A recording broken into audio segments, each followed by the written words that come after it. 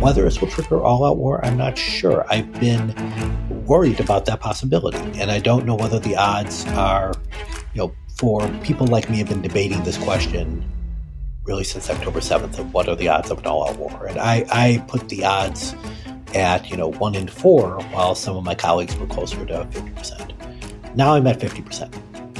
I'm Benjamin Wittes, and this is the Lawfare podcast with Lawfare Foreign Policy Editor Dan Byman and Lawfare Senior Editor Scott R. Anderson. It was intending to put pressure on Israel and more than anything threatened the potential to open up another front as a way to kind of deter them. Presumably, I think in coordination with Iran, who's got kind of an interest in relationships with both parties. And the United States, again, then comes in as a counterbalance to that.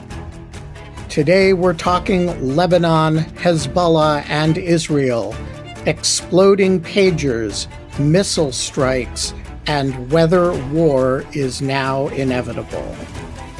Dan, let's start with just an overview of the current situation. We are recording on Monday afternoon when there are a serious and sustained set of Israeli airstrikes going on in southern Lebanon. Last week we had exploding pagers and walkie-talkies. As Donald Trump might say, what's going on here? So this seems to be a significant escalation by Israel designed more to weaken Hezbollah than with Israel's traditional focus on deterring it. So Israel has killed senior Hezbollah leaders. It has done repeated and massive strikes on Hezbollah military positions. And of course, it did this extensive operation against Hezbollah pagers and walkie-talkies and radios that really went after a lot of rank-and-file fighters. So it's hitting Hezbollah in very different, multiple ways that is debilitating both the leadership and the rank-and-file. And in the past, I at least would have said, many of these things are red lines. We'd see significant Hezbollah escalations in response. But I believe the Israeli calculation is that by hitting Hezbollah so hard from so many different angles, repeatedly, Hezbollah is in a position where even if it wants to do a massive escalation, doing so, it would effectively lose. And so Israel is trying to stop Hezbollah, or at least weaken it gravely, believing that by hitting it hard, there actually won't be a major escalation. But to me, at least, that's a very serious risk. The escalation appeared to start last week, but it's actually been going on for a while in that they, hit quite senior Hezbollah leadership. It's kind of escalation in a trickle. How would you describe when this period of escalation has started relative to the baseline of exchange of missiles and targeting across the international border on October 7th of last year? I would say that things really start to begin in August when Israel goes after Fuad Shukr, who's one of the most senior Hezbollah commanders. And this is the sort of thing where in past backs and forth, Israel has done significant strikes on Hezbollah, but it has avoided usually going after the most senior leaders. Again, this is in recent history. If we want to go back farther, Israel has killed the most senior leaders of Hezbollah. And so I would date this to August, but at the time, I at least thought it was more a spike in what had been a low level, if sustained back and forth, rather than the beginning of a new era. But looking back, I would say we see this attack in August, and we see this, significant increase across the board in multiple ways in September.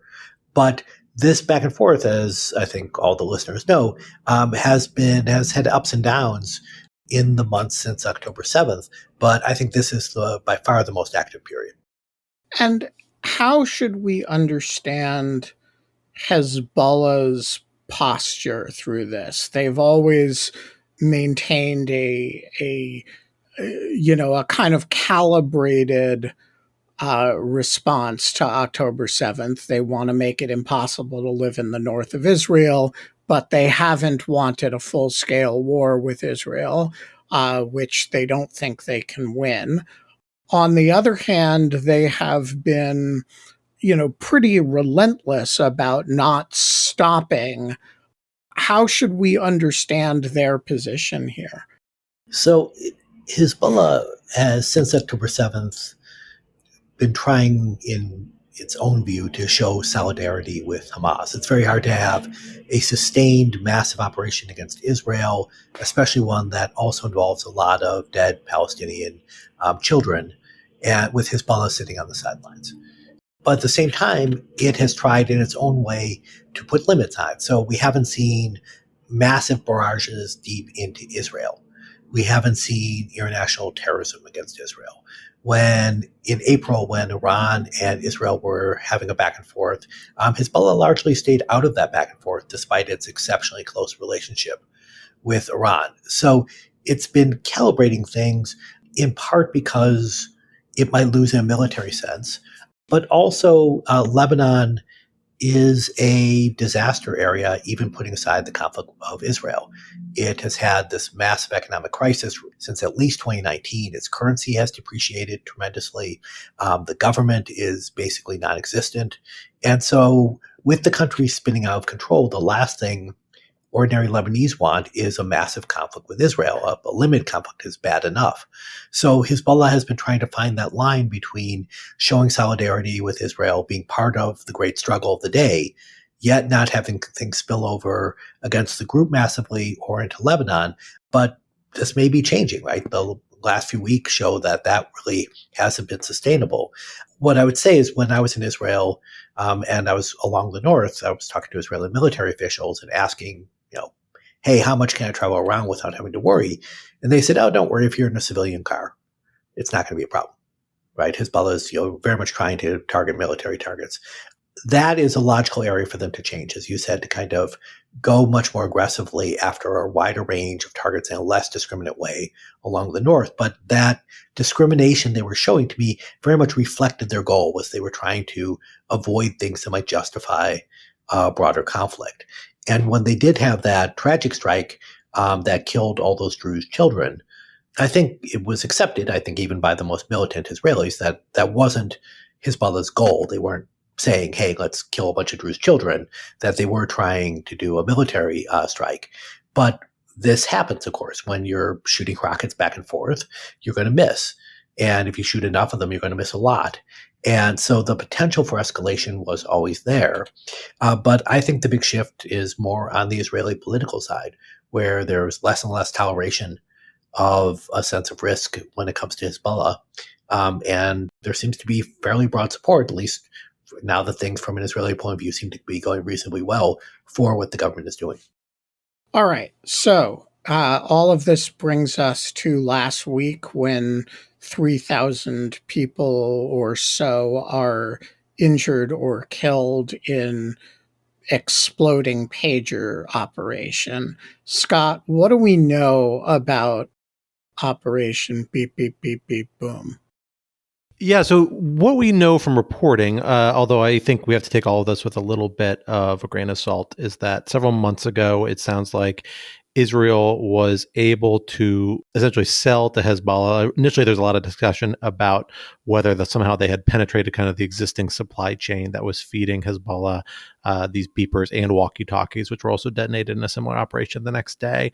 Now, the latest reporting I've read, although feel free to update me if I missed something more recent on this, suggests that no, in fact, these were kind of manufactured items that were then passed through an intermediary and sold to Hezbollah. So not quite the same as a manufacturing supply chain vulnerability capitalized upon. Instead, they're kind of simulating the supply chain and the original source of these things with explosives embedded within them. And the most interesting report on this came from Axios that I read about the logic behind the operation, which started months ago and has been in place for months. What Axios said is that this was an effort to essentially attach a potential kind of kill switch to the Hezbollah communications and leadership network, so that if it got to the point where Israel had to launch a major military operation in the north, they would essentially kick off this operation, detonate these devices, and you would suddenly disrupt what had been the new method Hezbollah had moved towards communicating, which is using these pagers away from mobile devices that they understood had been hacked by the Israelis or monitored by the Israelis.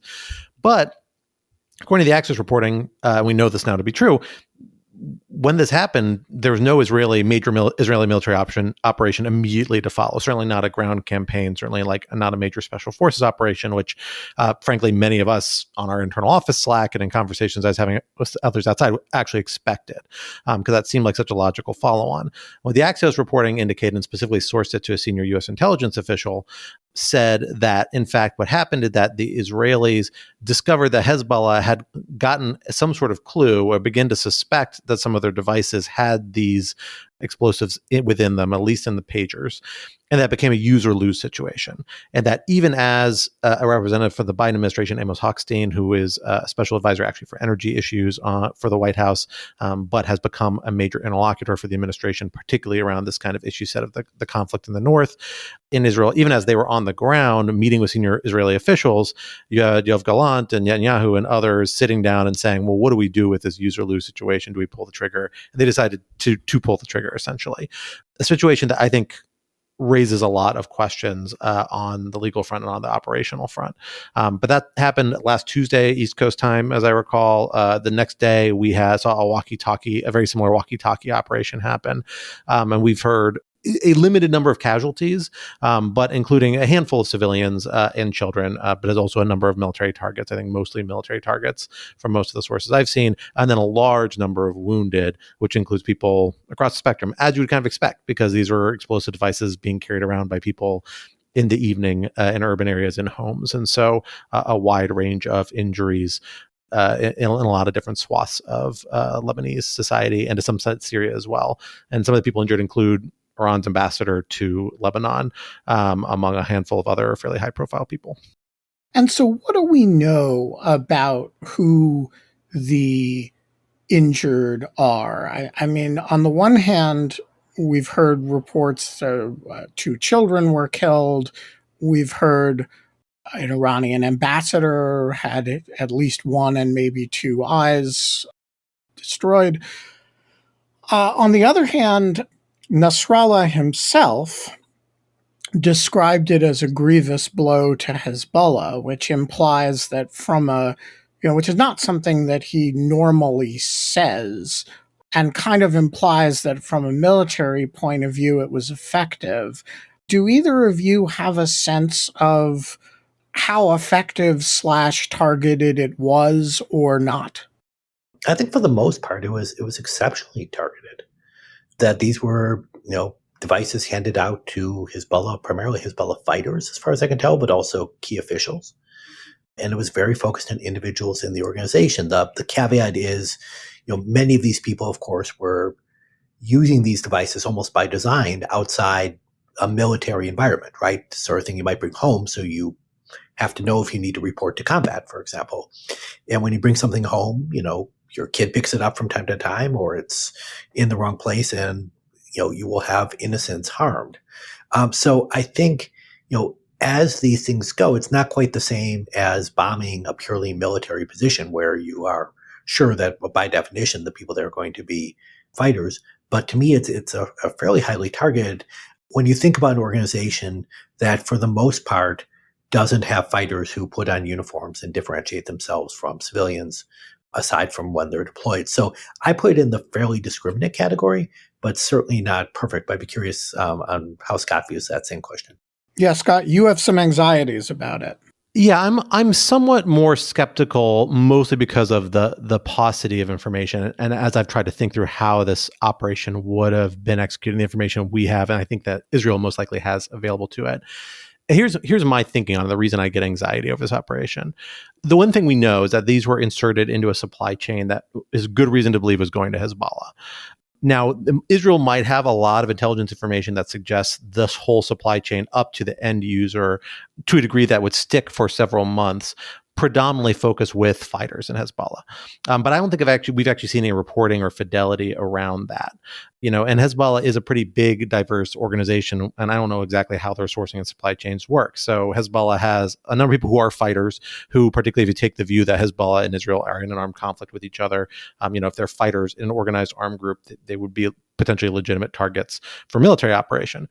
Lots of other people who are members of Hezbollah wouldn't be necessarily if they are people involved in Hezbollah social service organizations or just partisan members of Hezbollah as a pseudo-political party, well, as a political party, or involved in a lot of other activities that Hezbollah might be involved in, we know is involved in big parts of southern Lebanon in particular. Then they would not necessarily be lawful targets. You would need to know in advance, like, who is actually using these pagers. Now, if you don't have a lot of fidelity on the front end saying, like, here's this supply chain, we know this is like a military logistics supply chain, the people who get these are fighters, right? And there's always going to be some risk that that's going to get worse over time, that, yeah, these guys will get these things, but corruption is a thing in Lebanon. The economy sucks. Maybe they're taking them and selling them to third parties, right? Or maybe they're disseminating, they get a new one, they give the old one to their kid or something like that, right? These things happen. And so over time, that fidelity is going to get weaker. In this case, it's a matter of a couple of months. I could see people having a reasonable degree of confidence that, the initial person who received the distributed device probably would still have it. In this case, they actually did, before the detonation, it's worth noting, trigger the device, essentially have it beep as if it's an incoming message. So presumably the person it was assigned to would pick it up and then it detonated, which I do think was an effort to try and reduce unnecessary civilian casualties / hit the target more effectively. But at a certain point, the only way to really know whether these devices are actually in the hands, if you don't have high fidelity information about how they're being distributed, would be to monitor their communications and monitor how they're being used.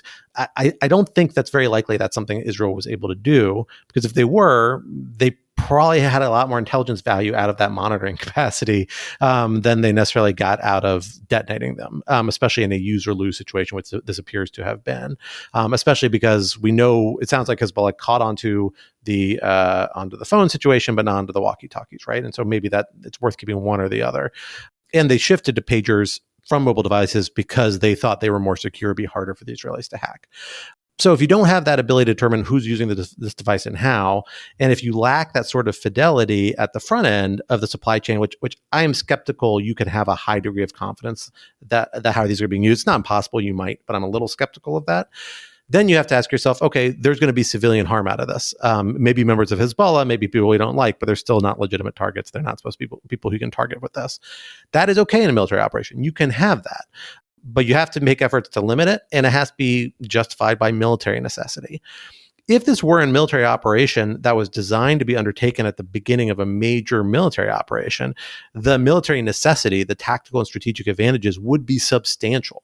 You could see a substantial degree of civilian harm that was otherwise very hard to mitigate be justified by saying, yes, this is going to kill a lot of civilians that are utterly removed from Hezbollah, and that is tragic and unfortunate. But the plus side is we are going to be able to operate so much more effectively and get what we need to do on the ground much more effectively. And that military necessity element, the advantages, can warrant a higher degree of civilian harm.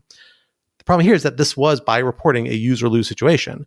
And all of a sudden that degree of military necessity, that strategic advantage, really begins to go out the window. And I think this becomes, if you lack that high fidelity and you lack that ability to confirm how they're used, becomes a lot dicier to justify in my mind. So I want to get Dan's reaction to that. It seems to me that one possibility is that this was a prelude to a major military operation. We're just seeing the major military operation now rather than 3 days ago. Second possibility, it's a use or lose situation, but they figure, number one, it'll compromise their comms and their ability to call people up when they do these strikes. They're trying to now take out as many of the missiles as they can before they start launching. Anything you can do to take out the more senior level cadre who are going to be carrying pagers before is going to impair their ability to do it. Or let's take Scott's and Axios's reporting at face value. What if it has nothing to do with any of what we're seeing now? It's just they realize that Hezbollah's figured it out. They're onto them. All the pagers are going to be thrown into a ditch in the Bekaa Valley, and so they figure now or never. How do you understand the pager operation and the walkie-talkie operation relative to what's happening now? So I want to say Scott, I think, raises some really important points to to consider, at least that I need to consider. Let me say a few things, Ben, in response to your question. So I think from Israel's point of view, there's been an ongoing military operation for 11 months.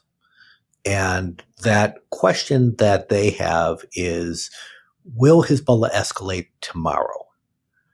And that's a really difficult one to answer in a general sense. But I think there are some really big changes since October 7th. And one of them is how Israel calculates risk, which is I have no idea what the odds are that Hezbollah was going to make a major escalation the day before the pager operation. But, let's put it at, 2%, so relatively low. I think Israel might have said a year ago, we can live with a 2% risk. I think after October 7th, they'd say, no, we can't. And so that question of reducing Hezbollah's capability by hurting its command, by hurting its fighters, to me is very much in the context of Israel's risk and how they see the ongoing operations. In addition, as you say, Ben, there is a possibility that these kind of massive airstrikes were very much tied with the Beeper operation. I'm not sure about that. Right. That could be. I expected this set of airstrikes. I think Scott referred to our Slack channel. The pager operation happened. I expected this set of airstrikes that evening. I did Israel too. Time. And when they didn't happen, what I couldn't quite figure out was it, we should probably, as long as we're hitting them, we should hit them again. Right. It's you're not going to be punished for hitting them a second time, if you know what I mean. So we may as well do it all. They're weak, they're off balance, and we're taking the international condemnation and Hezbollah's response. So what I didn't know was that how coordinated that was. Were they waiting to see if the operation was successful?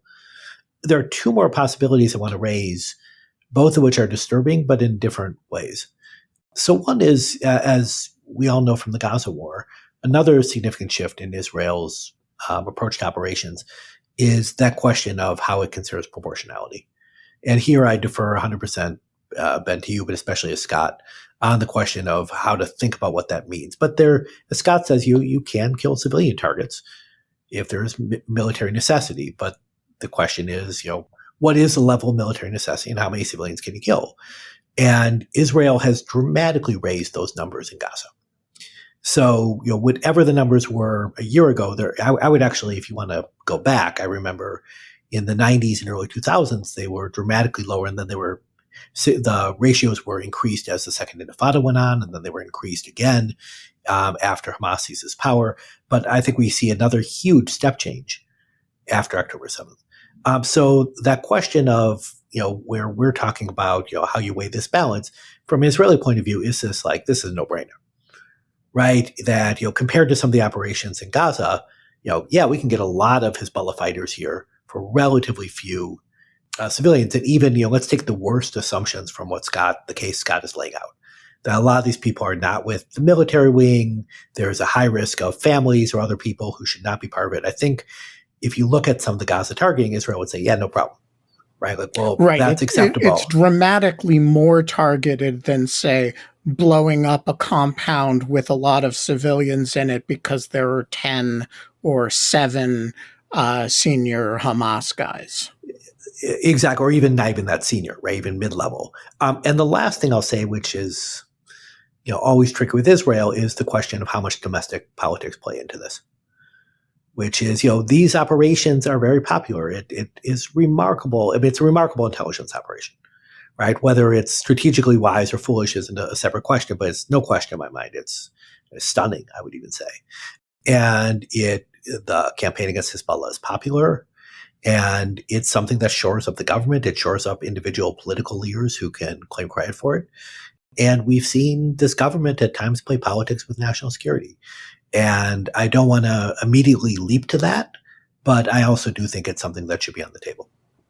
And Scott, how do you understand Nasrallah's comments, which seem to concede that the operation was quite effective and had rocked Hezbollah back and him personally back on his heels a bit? I mean, I have no reason not to take it at total face value, but the fact that he's rocked by that doesn't itself alone mean that it's a Right. will It be a doesn't legal mean it's military legit. operation. Yeah, you got to know what the collateral damage is and a bunch of other factors and what the Israelis were thinking about this. And Dan's point about proportionality is a real one. I mean, the Israelis, they just think about proportionality different. And I think this was a point of like real academic debate before October 7th, because it's been a trend in Israeli military operations for a better part of 2 decades, really since the Second Intifada. And maybe before then, I was too young to follow stuff at that point. But, from that point onward, you've seen a shift first kind of looking at civilian infrastructure, dual use infrastructure, to say differently, a greater willingness to target dual use infrastructure, particularly in the 2006 Lebanon war. That was a big sticking point, a point of criticism for Israeli military operations there at the time. And it's been a persistent element of strategy. There are international legal arguments to say that that's okay. And the Israelis are very good about them. They're very informed about them, and they advance them. International law, international humanitarian law around this is a framework about how to think about these things. There's no way you can actually prescribe all of what the right answer is. It is a framework and a checklist about the things you're supposed to consider and weigh against each other. The one thing we can say with confidence is that, I think a fairly high degree of confidence, is that the standards the Israelis apply is unlike and way more tolerant of civilian harm than American, UK, or other militaries apply in as close to comparable military operations that we've seen, like fighting ISIS in Iraq and Syria. It is not a perfect comparison. People raise that point, and it's fair. Like, Gaza is different and in many ways more challenging. But how different is it to warrant a dramatic difference that is, a potential order of magnitude? That's the question. The biggest difference is that when we did Mosul, we didn't do the ground operations.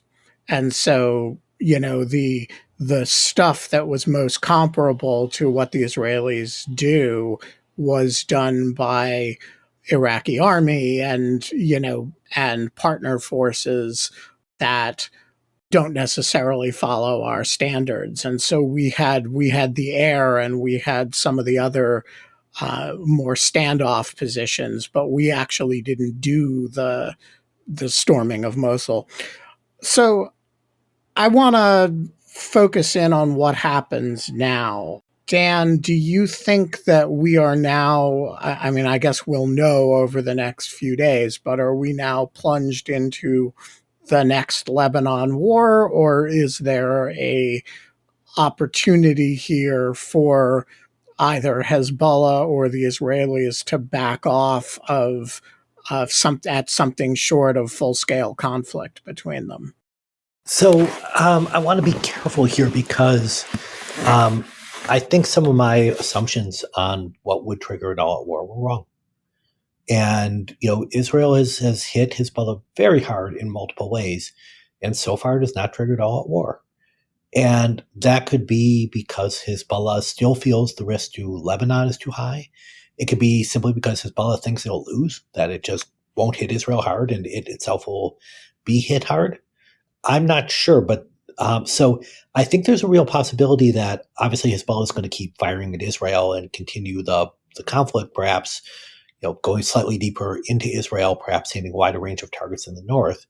But whether this will trigger all-out war, I'm not sure. I've been worried about that possibility, and I don't know whether the odds are, for people like me have been debating this question really since October 7th of what are the odds of an all-out war. And I put the odds at, 1 in 4, while some of my colleagues were closer to 50%. Now I'm at 50%. And I can still spin a case where Hezbollah, feels a need to save face, but really tries to keep it limited in a way that Israel can accept, somewhat similar to what we saw in April when Iran did that massive salvo against Israel, but telegraphed it and otherwise tried to limit the damage of its own operations. Israel did respond, but did so in a very limited way, and both sides agreed to stand down, at least temporarily. I could see something akin to that where both sides can claim some degree of victory, but Israel is repeatedly hitting Hezbollah, and at some point Hezbollah will feel it's in a use or lose situation and is likely to feel that, okay, we're not going to be able to use these rocket systems we've developed and so on, and also feel the need to respond for its own dignity. I mean, one thing that separates out the pager operation from the assassinations of senior leaders is the pager operation, because it affected so many people, is truly humiliating. It's an embarrassment to Hezbollah security. It's an embarrassment to the overall organization. And embarrassed organizations feel the need to save face. So, as you can tell, I'm reluctant to make a firm prediction, but I would say, at the very least, the odds of an all-out war have gone up significantly. And the rationale for Hezbollah waiting and being limited may simply be due to its own weakness. I think part of Israel's possible calculation, if we want to put a strategic spin on this, is they've gone from believing that you deter by creating a very kind of rational set of fears on the other side and uncertainty to you deter by just really making aggressive operations exceptionally difficult, if not impossible. And you do that by taking out leaders, capabilities, weapons, infrastructure, and personnel. And that's the most effective way of stopping the other side. I would have been skeptical of that because I think of Hezbollah as a very capable organization that could lose some capacity and still keep fighting. But Israel has been hitting Hezbollah exceptionally hard. And I think it'd be difficult, at present at least, for Hezbollah to mount significant major military operations because of the level of disruption they suffered. What do you think, Scott? I keep resisting the conclusion that Dan is hinting at here, which is, basically that if you hit them hard but not hard enough to trigger a major war over and over and over again for several weeks at a time, it amounts to a kind of a devastating preemptive strike, but you've never had the, Egyptian Air Force on the tarmac moment, right? And so you've kind of created the same outcome without the devastation, without the one devastating moment. Is that what's happening here? Or is this just a pent up, there's still 150,000 missiles that they've got and, the same conditions that existed a year ago, which is that they have their own deterrence capacity, exists today, and we're going to see it maybe this week or maybe next week? I mean, that's kind of the difficult question. I think Dan's answer is very well stated, and I don't have a better one. But the only thing I would add to it, I think, is that there's kind of two factors on Hezbollah's part that's a little different. And I do think enters into Israeli strategy. I'll say I had a really good conversation on this podcast with Joel Braunhold, who's the head of the S. Daniel Abraham Center for Middle East Peace, the day before the Patriot attacks. I think the podcast actually released like an hour or two after the Patriot attacks news went public. And he said very much what Dan just articulated, like the Israeli mindset, particularly among the leadership, but really pretty broadly among a lot of Israelis, has really shifted much more to, we don't manage a status quo, you dominate and dictate a status quo. And that's a status quo where you have a lot lower tolerance for potential risk. And that is the mindset that has become more dominant in the post-October 7th world. You just don't have a tolerance for that sort of risk.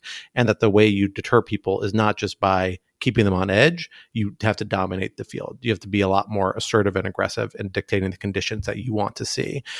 That is a perspective that, has a synergy with a lot of instincts of whether it's reprisal and retribution, whether it's just kind of like a militant nationalism, a lot of other, there's a certain synergy there with like a lot of ideological perspectives of folks on other issues, particularly regarding the West Bank in the current government, the Israeli government, that kind of all enters in there as well. But when you have that sort of mindset, it means you're no longer a status quo party. You're willing and actively trying to disrupt and change the status quo.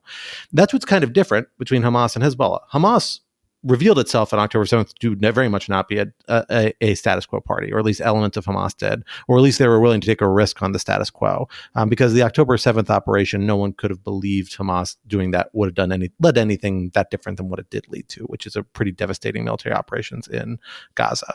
Hezbollah, I'm not sure, isn't more of a status quo party. For all the rhetoric and for all the role that opposing and fighting Israel plays in the identity of it as a group, it is a entity that's building up a stronghold and has a lot of political significance in southern Lebanon, and it stands to lose a lot with a major encounter with Israel. On the one hand, that may make it more resistant to actually going into an all-out war. On the other hand, it also means that it may feel a need to reestablish deterrence. Insofar as Israel is revealing itself to be much more willing to be an anti-status quo party and push to try and change things with these pretty aggressive strikes, and frankly, is doing this off a window where Hezbollah, after the initial strikes in August, took a pretty muted response, a lot like the initial Iranian response. And then Israel appears to have doubled down now with several waves of additional attacks. I kind of feel like Hezbollah is going to feel the need to respond substantially and significantly, but maybe just up to the point of reestablishing some sort of deterrence by hurting Israel enough to realize that there's a downside of being this provocative without having to go to the complete dislocation of the existing status quo, which I think Hezbollah might actually kind of be okay with, or at least not anxious to disrupt, given the potential downsides for it. And a big part of that factor, it's worth noting, is the risk of American military involvement as well. The fact you have an aircraft carrier parked in the Gulf of Oman currently, we know another aircraft carrier and 2 destroyers are headed to the region, although on a regular schedule they're supposed to sub out with the current one, but who knows exactly.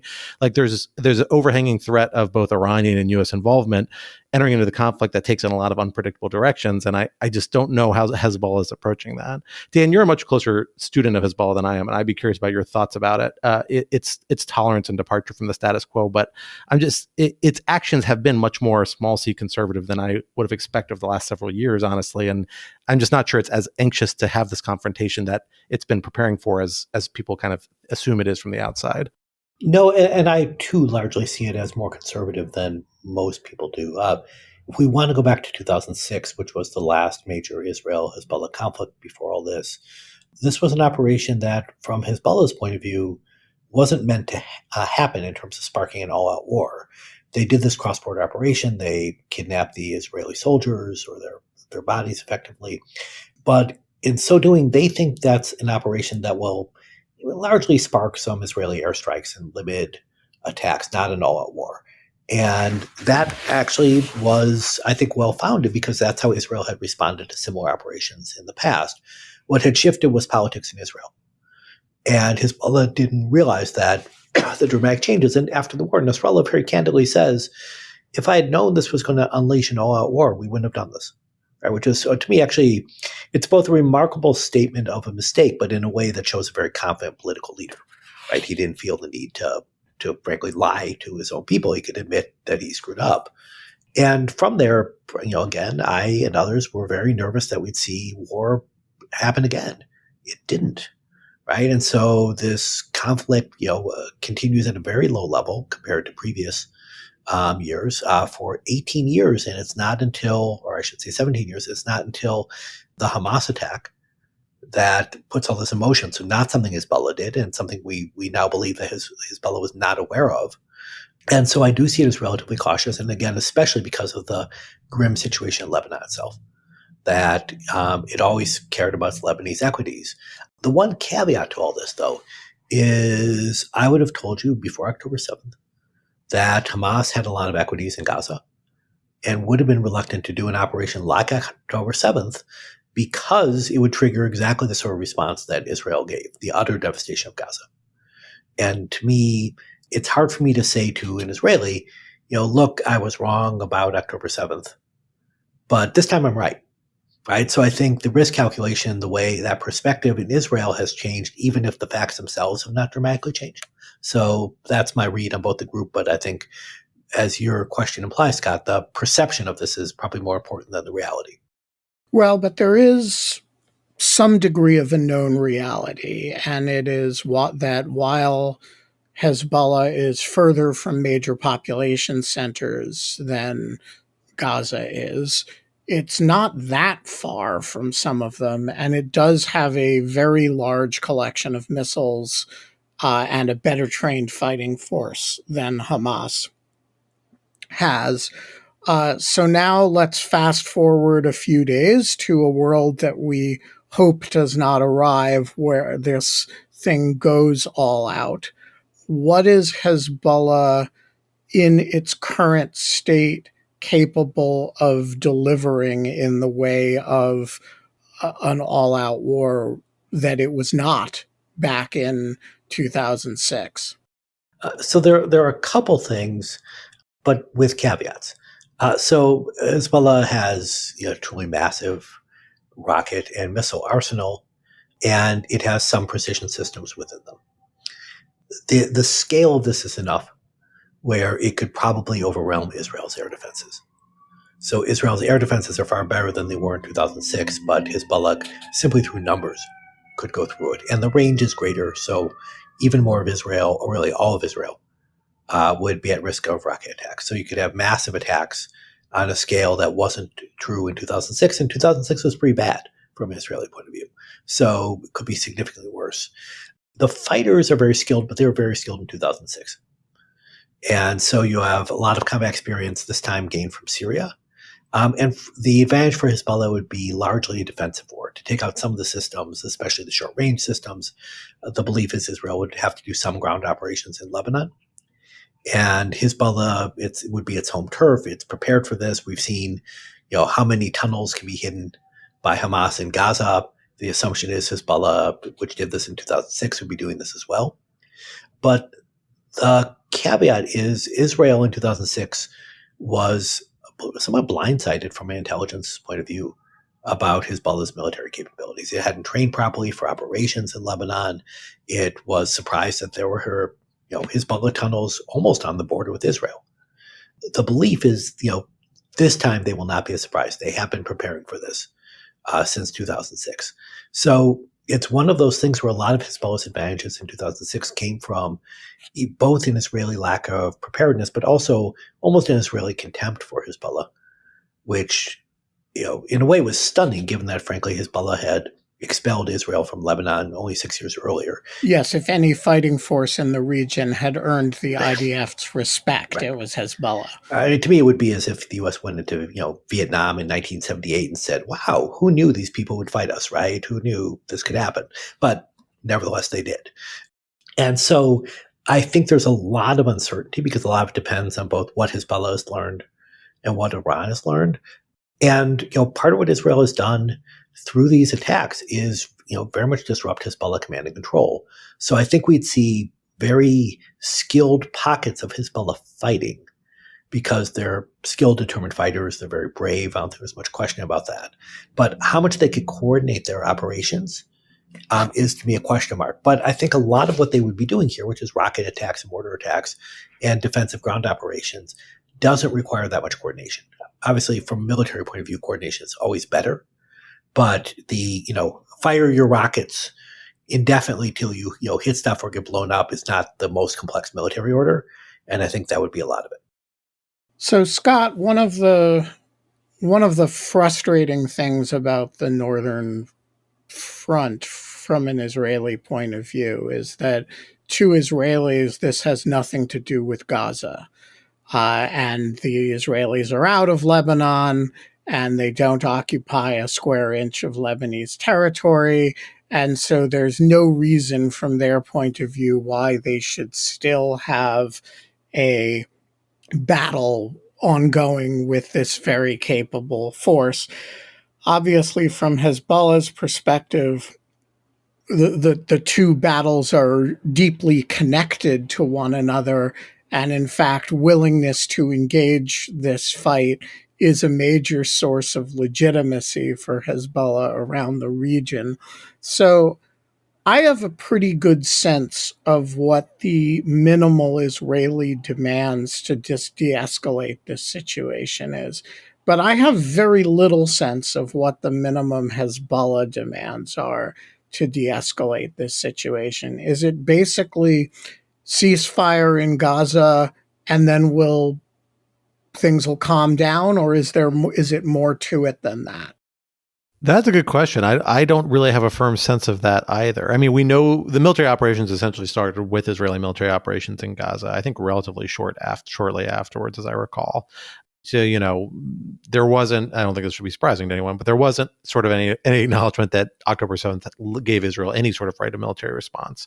And then they've kind of escalated, but again, I do not see what Hezbollah's actions thus far have been as being a foundational game changer to the overall picture. It was intending to put pressure on Israel and more than anything threaten the potential to open up another front as a way to kind of deter them. Presumably, I think in coordination with Iran, who has got kind of an interest in relationship with both parties.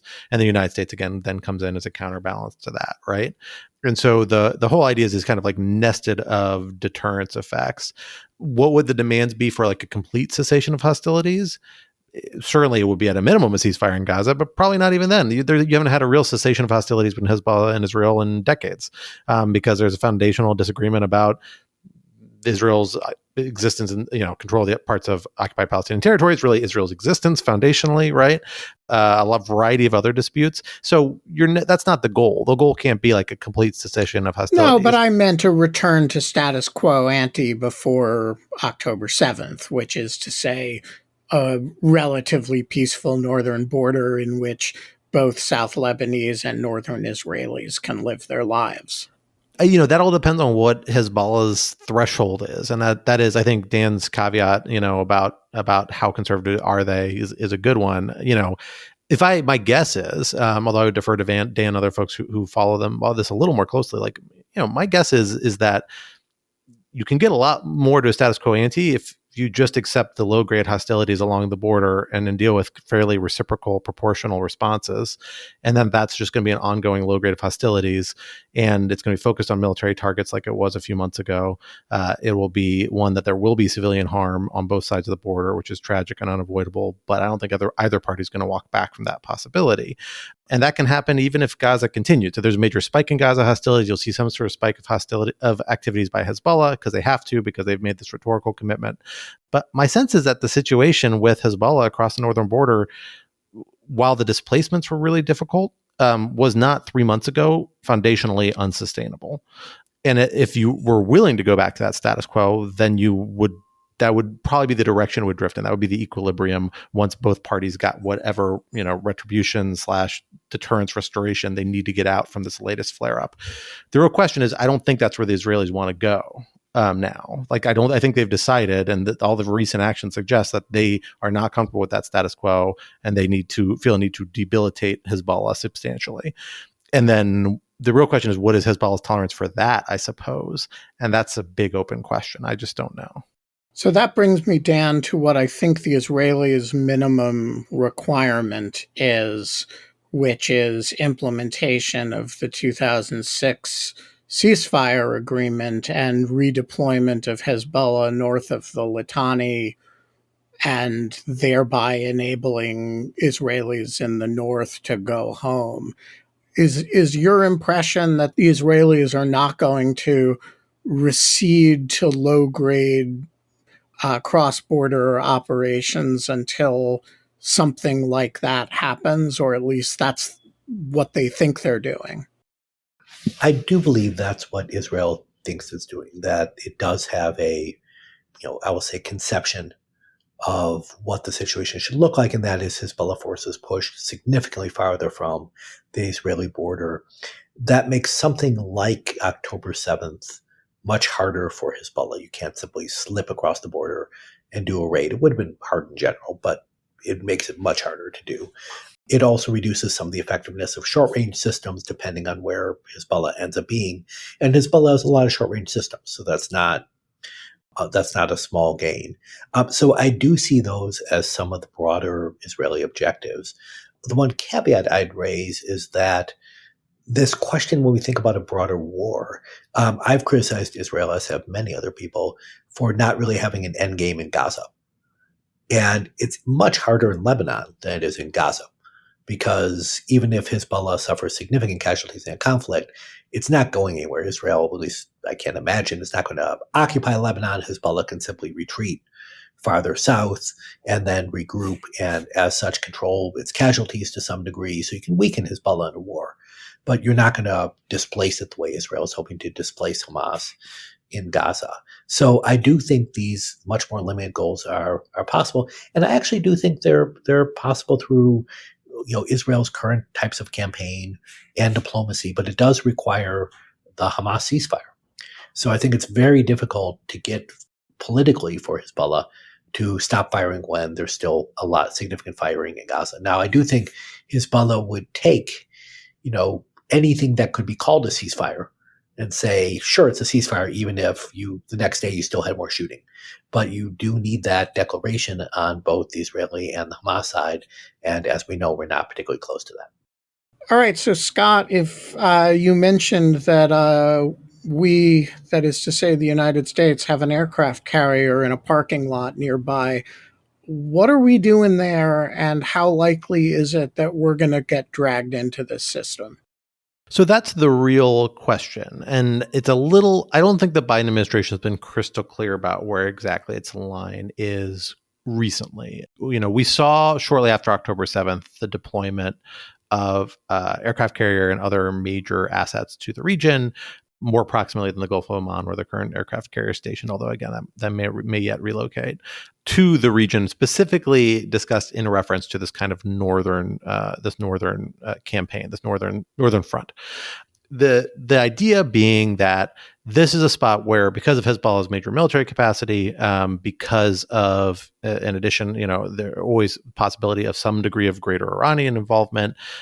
This is where the real escalation to a major conflict that has real regional ramifications and major ramifications on the kind of like national security, national identity, national military capabilities level for Israel would be. If Gaza operation went seriously south, the impact on Israelis would be on Israel as a state would be somewhat limited. Israelis could be really hurt. Maybe you would see even another horrible October 7th like attack. That's horrible. It's psychologically damaging, but Israel itself, its national security capabilities wouldn't be substantially affected or changed by it. That's very different from a major war with Hezbollah, where you're going to lose a lot of Israeli military capabilities. You're going to see major population displacements, potentially major civilian casualties. It's a much more real, what we think of as like a major war. That could be that's one outcome potentially from Hezbollah, and a much more likely one than Gaza. So the idea was the U.S. military presence is there to suggest that this is something that might happen to prevent that from happening. It's this kind of general deterrent effect. I don't think we have a really clear sense of that, where the actual line is the Biden administration would draw for actually doing that. I think Iranian involvement very clearly would be one. Although what that response that would incur, I suspect, would be somewhat limited, and there'd be an effort to be proportional to the Iranians to say, hey, we're going to slap you back a few times. Don't slap your hand from getting too close to the cookie jar.